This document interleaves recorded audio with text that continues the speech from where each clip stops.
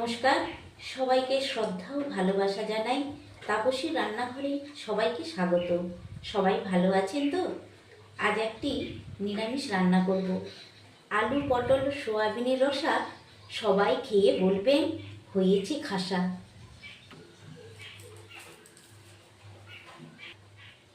তো আমি পটলগুলো দেখুন এইভাবে কেটে ধুয়ে রেখেছি, আলু এইভাবে কেটেছি, আর সোয়াবিন ভিজিয়ে রেখেছিলাম, ভিজিয়ে জল ঝেড়ে রেখেছি। তো প্রথমে আমি পটলগুলোতে নুন একটু লবণ মাখিয়ে দেব। এরপর সোয়াবিনটাকে আমি ভেজে নেব। তো নিরামিষ রান্নায় একটু তেল একটু লাগবে বেশি। এরপর এর মধ্যে একটু হলুদ,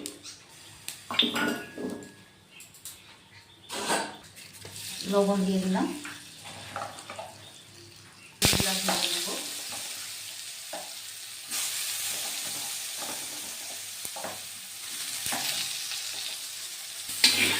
তো এইভাবে আমি ভেজে নিচ্ছি সোয়াবিনগুলো ভাজা হয়ে গেছে, এইভাবে তুলে নেব।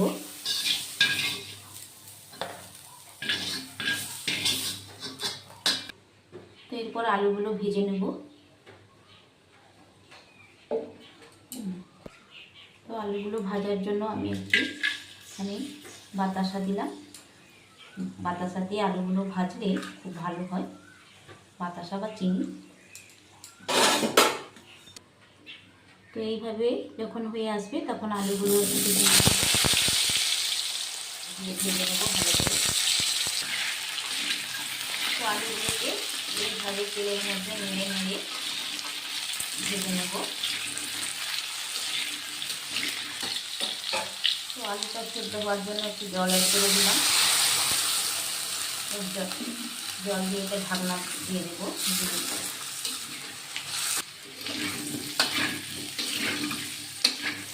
তো আলুটা নাড়া হয়ে গেছে, আলুটা তুলে নেব।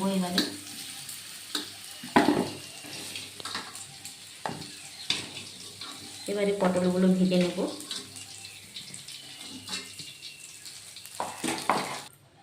এবারে পটলগুলো ভেজে নেব।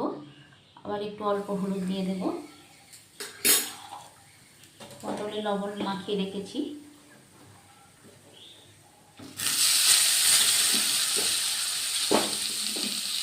ভালো করে পটলগুলো ভেজে নেব।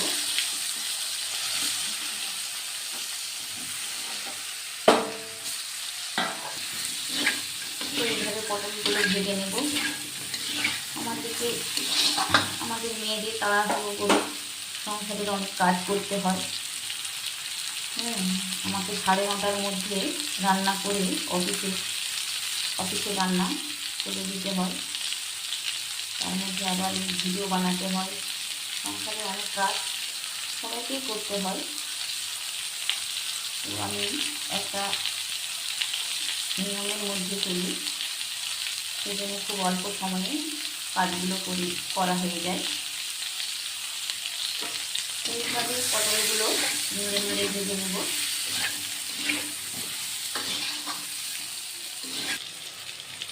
পটলটা দেখুন ভাজা হয়ে গেছে। পটলটা ভাজতে একটু সময় লাগে। এইভাবে পটলটা ভেজে তুলে নেব। পটলটা ভালো করে না ভাজলে খেতে ওটা ভালো লাগে না।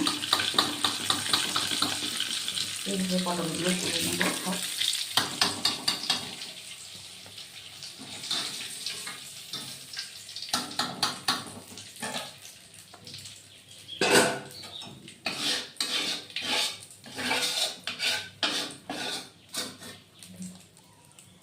তো ওই তেলের মধ্যেই তেলটা একটু কালো হয়েছে বটে, তো পটল ভাজলে তেলটা এইভাবে কালো হয়ে যায়। তো তেলটাকে ফেলে দেবো, তেলের যা দাম বেড়েছে। তো ওই তেল দুটো এলাচ দিয়ে দেবো, দুটো তিনটে তেজপাতা দিয়ে দিলাম।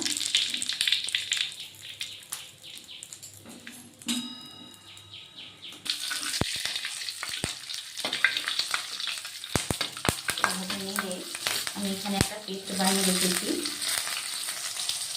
আদা দিয়েছি আর জিরে দিয়েছি। তো এই আদা জিরা পেস্টটা দিয়ে দিলাম।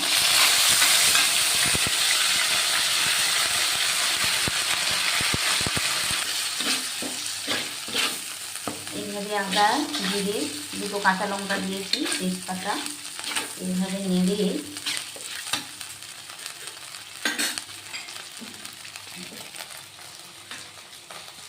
এখানে 1 চামচ হলুদ আর লঙ্কা দিয়েছি, যে যেমন ঝাল খাবে। তো এটা এর মধ্যে দিয়ে দিলাম, ভালো করে নেড়ে নেব। তো এটা ভালো করে কষিয়ে কষিয়ে রান্না করতে হবে। এর মধ্যে একটু জল দিয়ে দিলাম।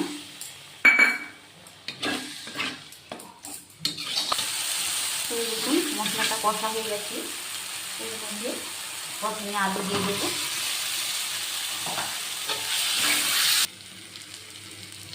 তারপর পটল আর সয়াবিন দিয়ে ভেজে রেখেছিলাম দিয়ে দেবো।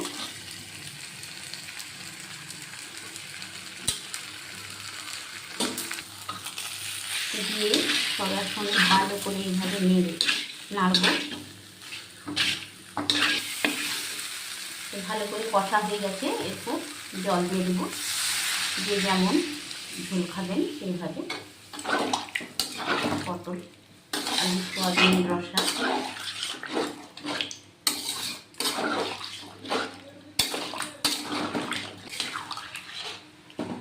এরপর একটু লবণটা চেখে নেব, চেখে তারপর ঢাকনা দিয়ে দেব। একটু লবণ দিতে হবে, একটু দিয়ে দিলাম। তো পটল আলুর রসাটা হয়ে গেছে, দেখি হয়েছে কিনা আলুটা।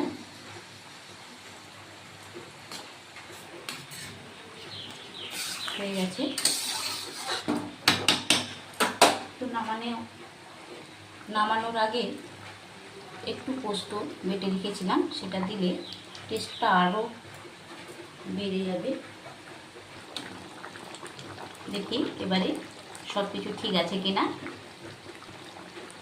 বাহ, সুন্দর হয়েছে, হয়ে গেছে রান্না।